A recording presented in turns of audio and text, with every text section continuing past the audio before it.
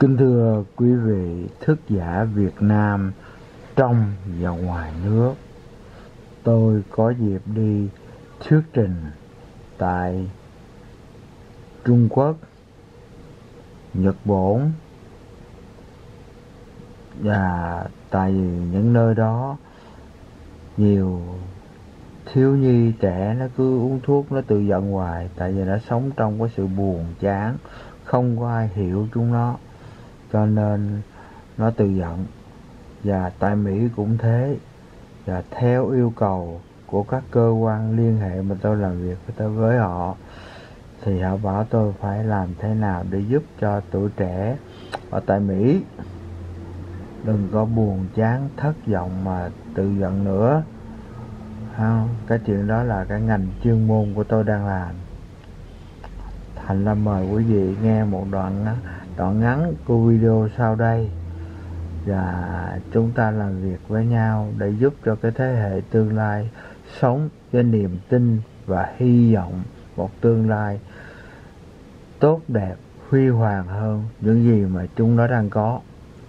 Hurt in my past, and I have part of me is like, I'm not going to let myself get hurt again. I've been hurt before, I've trusted, and I got really hurt.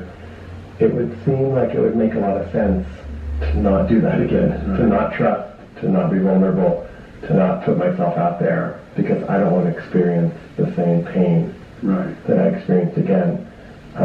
So on one level that makes a lot of sense. It seems like you're suggesting something different. A bit different, yeah. So, is that true for you? I was trying to think of an example that somebody could relate to. I don't ever want to get that happen again. Yeah, gotcha. So many people come to me with that very description, and so I would say that makes sense. But maybe if we get to know the part, it's become so protective and doesn't let you get close to people. And there might be a way to actually help it relax a little bit and be a little more discriminating, because this part is ruling out virtually everybody at this point. And so I would say, are you open to that? Okay. All right. Well, then focus on that voice or emotion or whatever you experience and find it in your body or around your body, which most people can do pretty readily, surprisingly. And maybe you find it in your chest. That one often is in the head, actually. It's sort of scanning. And the next question is sort of the self-detector question. So I would say, Soren, how do you feel toward this protective part that never wants you to get hurt again? And you might say, well, you know, I value how it's protecting me in some ways, but it really is keeping me from getting close to anybody. And so it's interfering, so I'm used to that. I said, that makes total sense. But let's see if we can clear out the one who doesn't like it. Just give us a little space so we can get to know it from a mindful place, from a curiosity, more accepting place. And so many people can do that fairly readily. We're not going to have it, we're not giving it more power, we're just going to help it trust it's safe to relax a little bit and trust you to make discriminations about people. So, okay, how do you feel toward it now? I'm kind of curious about why it's so protective. And then we would ask it, and I would have you just wait for an answer. Don't think of the answer. Just wait until something comes from your chest. And, you know, what's it afraid would happen if it wasn't this protective? And you might hear, you'd be hurting it. It would be natural. And then I would say, okay, so could you appreciate it for how hard it's working to keep you from being hurt?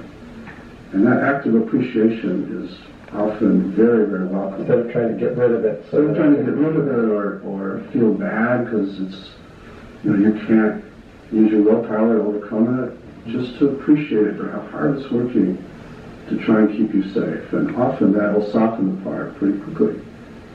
But it won't change with that, because it's protecting other parts of you that are still very vulnerable and still frozen in those times when you got hurt. And if any of those parts gets triggered again, it'll overwhelm you, and you'll be right back in those scenes. And this part is stuck back there too, and thinks, I mean, at the time, probably you got suicidal, and it is terrified that you might kill yourself. So any kind of a close relationship threatens to bring you back into that suicidal place. So we vowed to never let any of this happen again, which totally makes sense, particularly given since it's still living back there, as is the part it protects. So then we negotiate with it, would it be willing to let us go and heal the part that it protects so that the world isn't quite as vulnerable anymore? Because this one isn't stuck back there, it's not carrying all those same emotions, those burdens anymore. And would it be willing to let you do that? And a lot of times that takes a lot of negotiating, because these parts are really afraid.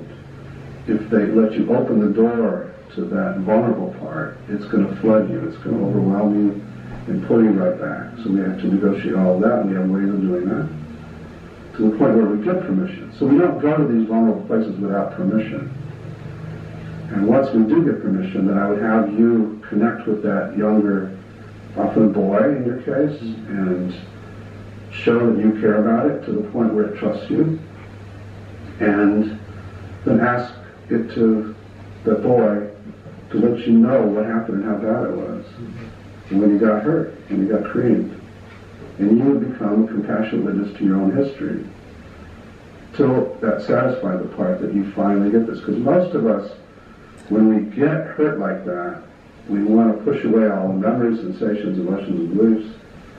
We never want to feel that way again. And we don't realize that in doing that, we're pushing away our most precious, lively, magical parts, because they're contained in these younger, childlike parts of us, who are the ones who get hurt the most. And so we're locking away our joy, really, our vitality, as we go through life. And then these other protectors have to spend massive amounts of energy keeping us safe that way. So all that is very depleting. And then once we heal, and through witnessing and then getting it out of what's stuck in the past and unloading the feelings and beliefs, come back to this protective part, and now it's much more relaxed. And it's interested in actually a new job. And we help it into a new job. And now you can have a relationship, because the stakes aren't as high. Even if you get rejected again, it's not going to bring back that whole massive trauma from before. And also, now you've been the one to relate to the protector and also to the vulnerable part. And they've come to trust you now to take care of them. So I think a big contribution of IFS is this idea that you can become the primary caretaker of your own parts, which frees up your partner to be the secondary caretaker of them.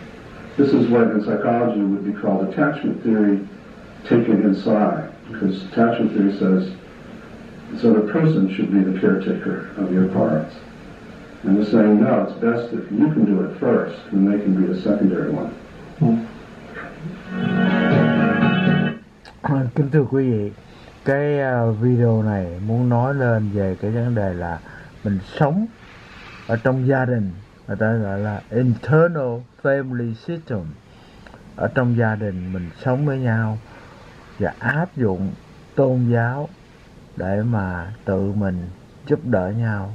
Cho nên chúng tôi đều dùng cái chữ là sống với niềm tin và hy vọng. Theo Phật giáo thì gồm có nằm ngủ thì cái lúc đó gọi là ngọa thiền, ngồi thì gọi là tọa thiền, đi ra ngoài rồi người ta gọi là hành thiền, tức là đi khất thực đấy. Cái vấn đề này là tôi đã được may mắn được giáo dục từ hồi còn học ở trung học ta. Thành ra xin phổ biến tài liệu này với quý vị để chia sẻ với quý vị cái kinh nghiệm sống để mang vui vẻ, khỏe mạnh và bình an đến cho mọi người, với cái tâm cầu sở nguyện từ bi hỷ xả bác ái vị tha, không buồn lo và sợ hãi đấy ạ.